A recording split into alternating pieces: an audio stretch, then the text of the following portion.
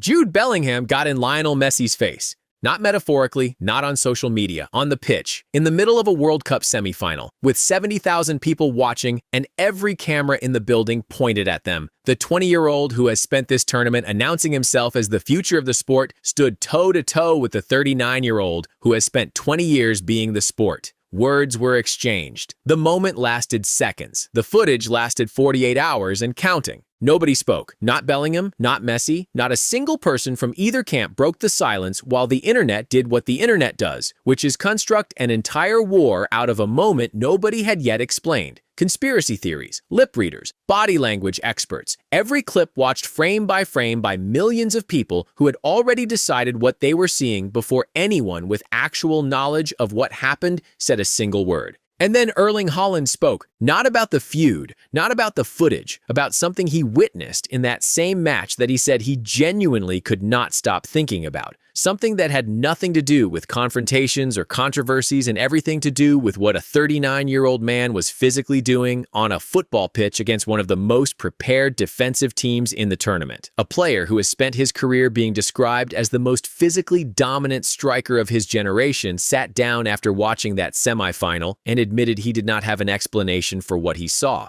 And then Messi himself spoke, and what he said about the fear he carried into that match changes how you will watch Sunday's final. Start with the confrontation because the truth of it is both simpler and more interesting than anything the internet produced in the 48 hours before either player opened their mouth. The match was already extraordinary before the moment happened. England had led. The clock was inside 10 minutes. Argentina's supporters inside Mercedes-Benz Stadium had gone quiet in that specific way that a fan base goes quiet when the thing they most feared is becoming real in front of their eyes. And then Messi produced 2 assists in 7 minutes at 39 years old to flip the result, extend 60 years of English hurt into 61, and send Argentina through to the final. It was in the chaos of those final minutes when the match was shifting on its axis and every player on the pitch was operating at the absolute limit of their emotional and physical capacity that the cameras found Messi and Bellingham. Close, intense, words exchanged with the urgency of 2 people who both believe they are right and neither has time to establish who actually is. The footage moved at the speed footage moves in the modern world, which is instantly and everywhere simultaneously. Before either player had left the pitch, the narrative was already fully formed. The heir apparent confronting the king, the young pretender refusing to bow. The generational clash made literal in a single 30-second exchange that everyone had an opinion on, and nobody involved had yet explained. Bellingham explained it first. A miscommunication. Messi had said something Bellingham initially interpreted as a reference to one incident when Messi was actually referring to a completely different moment earlier in the match. By the time both players understood what the other was talking about, the confusion had already resolved itself. No genuine confrontation, no disrespect intended or received. 2 competitors in the heat of the biggest match of the season talking past each other in the way players do constantly throughout every match at every level of the sport without it ever meaning anything. And then Bellingham said something that transformed the story completely. He said that sharing a pitch with Messi, even in defeat, even in the context of the most painful result of his international career, was something close to an honor. That whatever the cameras appeared to capture, there was nothing behind it that warranted the conversation that had been built around it. Respect, not rivalry, not confrontation. Just 2 professionals who had a moment of confusion that the world decided to turn into a war. It should have ended there. The story resolved. Both players clear. Move on.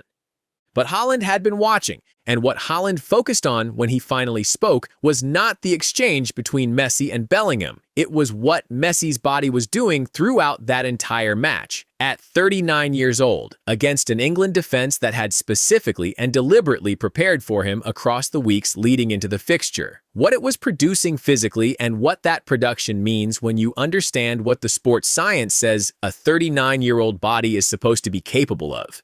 The number that reportedly stopped Haaland cold was 9. 9 successful dribbles in a World Cup knockout match at 39 years old. And here is what makes that number genuinely extraordinary, rather than simply impressive. Messi produced that same dribble count in a World Cup knockout match once before in his career, against Germany in 2010, when he was 23 years old. 16 years separate those two performances. The same player, the same number, the same scale of stage. Haaland, as a striker at the peak of his own physical powers, understands better than almost any observer what that output requires. Dribbling successfully against elite defenders at World Cup level is not a technique that ages gracefully. It requires explosive, fast-twitch muscle activation. It requires the first-step acceleration that separates a player from a defender in the fraction of a second before the defender can react. It is precisely the physical quality that abandons players earliest as they age. The reason the great dribblers of one generation become the great passers of the next is not a stylistic evolution. It is a biological one. The body stops providing what the skill requires. Messi at 39 is providing it at the frequency and success rate of his 23-year-old self.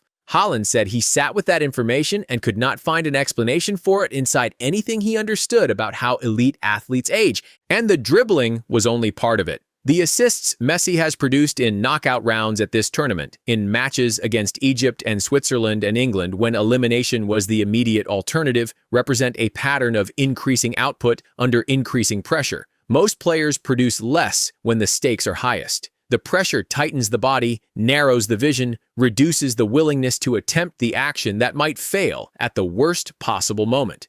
Messi's most decisive contributions at this tournament have come in the moments of maximum pressure.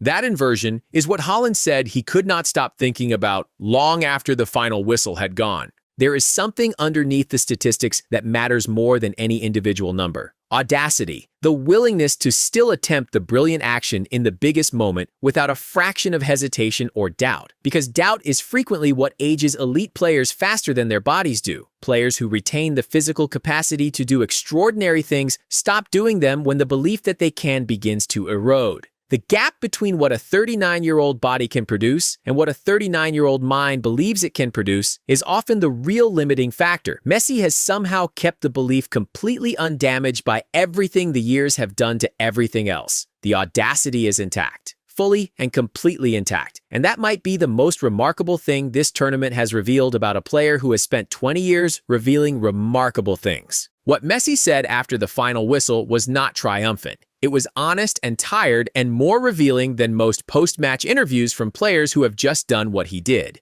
He acknowledged directly that losing against England, even as defending champions, even with everything this group had already proven across 4 years, would have carried real weight at home. Not because Argentina owed anyone another title, but because the standard this team holds itself to does not come with an exemption for past success. Win once, and the expectation is to win again. The doubt does not disappear.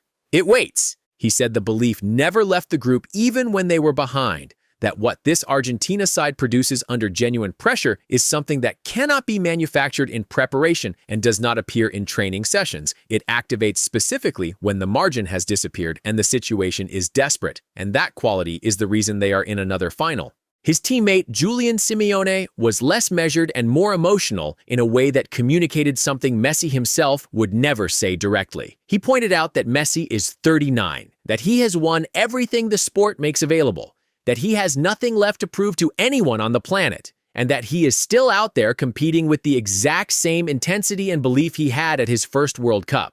For Simeone, that changes what every other player in the squad feels they owe in return. When the man who has already achieved everything refuses to take the easy option, the least everyone else can do is run and fight for him with every available resource. It is the kind of observation that means something different once you have seen the numbers Haaland was reacting to. This is not a legend protecting a reputation on a farewell tour. This is a 39-year-old still producing the output of a 23-year-old while his teammates watch and respond to what they are seeing. So here is the complete picture. There was no war between Messi and Bellingham. There was a misunderstanding in the heat of the biggest match either of them had played in months. It lasted seconds. Bellingham explained it clearly, and with a respect for Messi that made the manufactured controversy feel immediately deflated. The cameras found something that looked like conflict. The players involved confirmed it was not. What the cameras also found, and what Haaland's comments put into language the football world then spent days processing, is a 39-year-old athlete producing the same explosive dribbling numbers he generated at 23, still finding the decisive action at the moment of maximum pressure, still operating with an audacity that the years have simply not touched. Haaland sat in silence after watching it. Bellingham called it an honor despite losing because of it, and Messi himself acknowledged the fear that ran underneath the entire performance, the fear of what losing would have meant,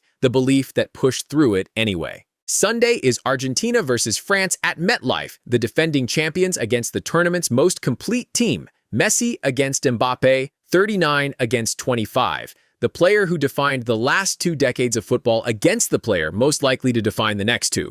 Whatever happens at MetLife, the moment between Messi and Bellingham in Atlanta is already part of this tournament's story. Not because of the confrontation that the internet built and neither player confirmed, but because of what it accidentally illuminated. A 39-year-old in the 92nd minute of a World Cup semifinal, finding Bellingham on his shoulder, exchanging words in the heat of the moment, and then immediately after delivering 2 assists that sent Argentina through. The argument ended on the pitch before it ever started. The performance is what remained. Who wins Sunday? Drop your prediction below before kickoff. Subscribe because the moment that final whistle goes, this channel will be here to break down every second of it. I read every comment. See you after the final.